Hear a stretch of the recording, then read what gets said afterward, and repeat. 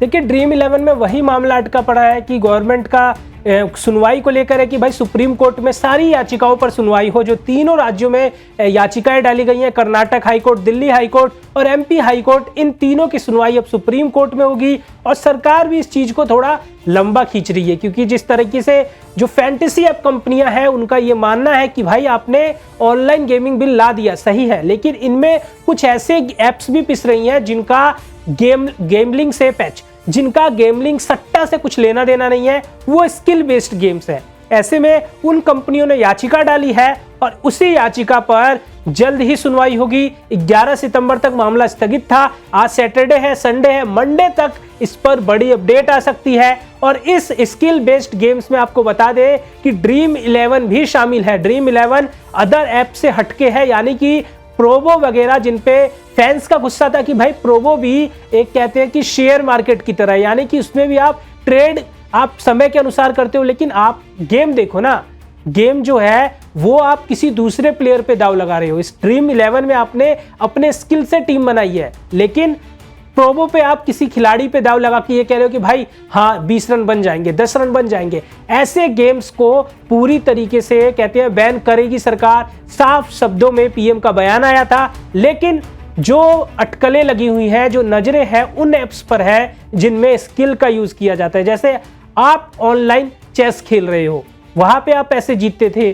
Chess आप किसी पर दाव लगा के नहीं खेल रहे हो, चेस में आपकी स्किल है, आपने अपनी चाल चली, उस पे डिपेंड करता है मैच का रिजल्ट। ऐसे में जो याचिका डाली हुई है इन्हीं सभी ऐप्स को लेकर डाली हुई है।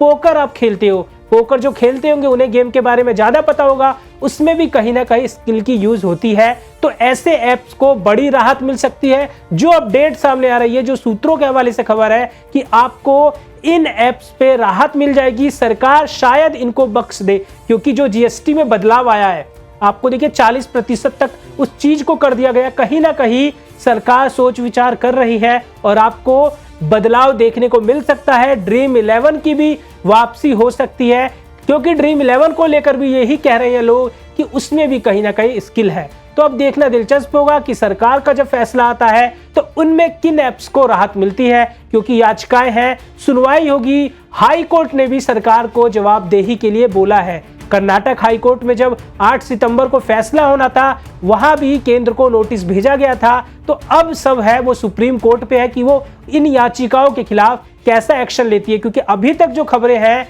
कि वो ऑनलाइन गेमिंग के सख्त खिलाफ है, लेकिन स्किल बेस्ड गेम्स को लेकर याचिका डली है और शायद इन चीजों पर सुनवाई होगी और कुछ गेम्स को राहत मिलेगी। लेकिन जो लोग इंडिया वर्सेस पाकिस्तान मैच में ड्रीम 11 टीम बनाना चाहते हैं, क्योंकि ड्रीम 11 ने मनी कॉन्टेस्ट तो बंद कर दिया है, लेकिन फिर भी फ्री टू प्ले कॉन्टेस्ट उनका कंटिन्यू है, देखने को मिल रहा है, जहां पर आप बिना किसी पैसे के अपनी टीम बना सकते हैं। अंकित, अगर मैं आपको ऑप्शन दूं, आप टीम बनाइए, तो पाकिस्तान के प्लेयर्स को चुनोगे? पहला सवाल तो देखिए, मेरे लिए सबसे हंसी की बात पता है क्या है? ड्रीम 11 का जो कॉन्टेस्ट है ना, सबसे कठिन पाकिस्तान के खिलाफ ही होता है, क्योंकि इस टीम में ऐसा शायद ही कोई खिलाड़ी है जिसको आप अपनी टीम में लेना चाहोगे। ये अनुभव बता, और वो भी इंडिया के खिलाफ। मतलब मैं बता रहा हूँ, क्योंकि इंडिया के खिलाफ ऐसे बॉलर भी आप लेते हो, उनके गेंदबाज विकेट लेने में कामयाब नहीं होंगे, हमारे वाले उनको तुरंत आउट कर देंगे। उनके प्लेयर देंगे क्या हमारे लिए कि भाई देखो, थोड़ा बहुत होता है ना कि क्लास दिखती है खिलाड़ी में। फकर जमान को छोड़कर मुझे इस टीम की बैटिंग लाइनअप में कोई एक ऐसा प्लेयर नहीं लगता जो बुमराह का सामना कर सकता है, जो वरुण चक्रवर्ती को खेल ले। ये इनके सलमान आगा हमारे लिए एशिया कप में पहले भी खेले थे, जिनकी नाक फोड़ दी थी, बॉल से इनकी नाक ही फूटी थी ना। बिल्कुल। तो ये वही सलमान आगा है कि जो कुछ नहीं कर पाए थे। और बाबर आजम से खतरा होता था, जब उनके लिए सुपरस्टार बाबर आजम थे ना इंडिया के खिलाफ, जब वो कुछ नहीं कर पाए तो ये क्या करेंगे। और फकर जमान की आपने बात की, फकर जमान को लेके मैं तो बल्कि उनके हक में ही बोल रहा हूँ यार, उसका बैटिंग ऑर्डर फिक्स कर दो भाई।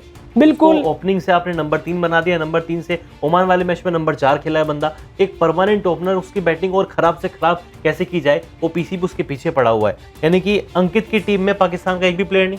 देखिए, मैं अगर लूंगा भी तो फकर जमान को लूंगा और फहीम अशरफ को लूंगा। ठीक है, मेरी बात करो तो मैं भी फकर जमान को तो अपनी टीम में रखूंगा, बाकी एक शाहीन शाह अफरीदी, क्योंकि वो भी आपको कहीं ना कहीं पॉइंट्स दिला सकते हैं। लेकिन इस मैच के लिए आप ड्रीम 11 पे जाके कैसे टीम बनाएंगे? सिंपल, जैसे आप पहले फॉर्मेट था उसी फॉर्मेट को आपको फॉलो करना है, लेकिन इस बार आपके पास 1.1 CR यानी कि 1.1 करोड़ रुपए जीतने का बढ़िया मौका है।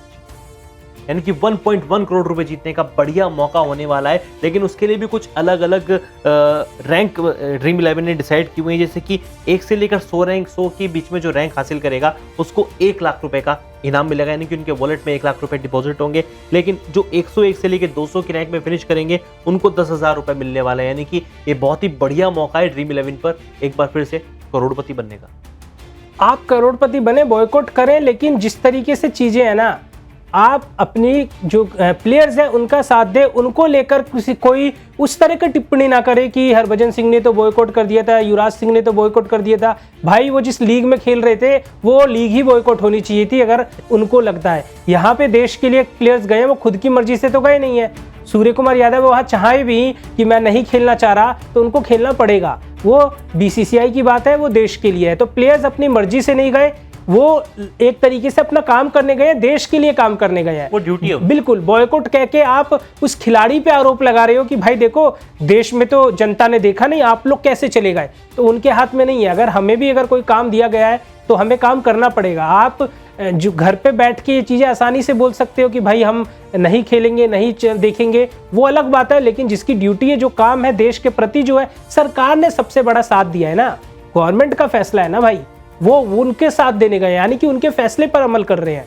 आप मैच देखो, पाकिस्तान की हार का जश्न मनाओ, और कल जो है मैं सर से पूछना चाहूंगा कि कल इंडिया का एक्स फैक्टर, यानी कि वो खिलाड़ी जो पूरे मैच पर राज करेगा। मैं फिर से कहूंगा कुलदीप यादव मेरे लिए इस मैच का। क्या कुलदीप प्लेइंग 11 में होंगे? बिल्कुल होंगे। तो अर्शदीप फिर नहीं, अर्शदीप को या फिर बाहर बैठना पड़ेगा। मैं वही संजय मांजरेकर के जो ट्वीट वायरल हो रहा है कि 3 विकेट ले लिए 1 ओवर में, अब शायद उन्होंने गंभीर के ऊपर तंज कसा था कि आपने इंग्लैंड सीरीज में बाहर बैठा के रखा। लेकिन कुलदीप यादव मुझे लगता है मैच भी खेलेंगे। अर्शदीप फिर से अनफॉर्चुनेटली बाहर बैठना पड़ेगा, हालांकि वो बंदा डिजर्व करता है खेलने के लिए, और 1 विकेट दूर है 100 विकेट से। जो पाकिस्तान के प्लेयर्स भी है ना, वो स्पिन को बिल्कुल नहीं पढ़ पा रहे। तो कल भी आपने देखा होगा के सना जो ओमान के हमारे बॉलर थे, पाकिस्तान के ही हैं वो, एक तरीके से 43 इयर्स का वो प्लेयर था, उसने जब परेशान कर दिया था, एक नॉर्मल लेफ्ट आर्म स्पिनर ने 3 विकेट ले लिए थे। तो हमारे कुलदीप यादव, वरुण चक्रवर्ती इनके लिए बहुत बड़ा एसेट है, यानी कि इनके खिलाफ हल्ला बोल देखने को मिलेगा। और मुझे नहीं लगता कि पाकिस्तान की बैटिंग टीम इंडिया के गेंदबाजों का सामना कर पाएगी। अगर मैं आपसे पूछूं projected score as a Pakistan batting first, क्या देखते हो आप? बैटिंग फर्स्ट तो इंडिया ही है। नहीं, अगर पाकिस्तान कर ले, अगर 120-125, हाँ 120-125, वो भी उम्मीद बिल्कुल एज वेज लग के जो लास्ट में बन जाते हैं रन, वही हमारे लिए अच्छी बात यही है। मोहम्मद नवाज है, मोहम्मद नवाज, तो वो हमेशा पीछे मारेंगे, आड़े तिरछे शॉट मार के इनके रन बनते हैं। तो इंडिया के खिलाफ ऐसा कुछ नहीं चलेगा, जसप्रीत बुमराह टिकने नहीं देंगे। और मैं तो चाह रहा हूं पहले बैटिंग करवाए पाकिस्तान से और यूएई वाला ट्रेलर दिखा दे। फिर तो कहना ही क्या, फिर तो मजा आ जाएगा। मतलब अगर ऐसा कुछ हो गया, वैसे भी इंडियन टीम में मैच जीतने वाली है, अंकित ने भी प्रेडिक्शन कर दिया, मैंने भी कर दिया है। अब आप बताइए आपको क्या लगता है, India versus Pakistan Asia cup का महामुकाबला कौन जीतने वाला? भाई हमें तो पता है इंडिया जीतेगा, लेकिन फिर भी क्या मार्जिन होगा, क्या कुछ होने वाला है, किसके बल्ले से निकलेंगे रन, किसके बल्ले से होगी छक्कों की बारिश, और कौन चटकाएगा सर्वाधिक विकेट, कौन होगा टीम इंडिया का एक्स फैक्टर? कमेंट करते रहें।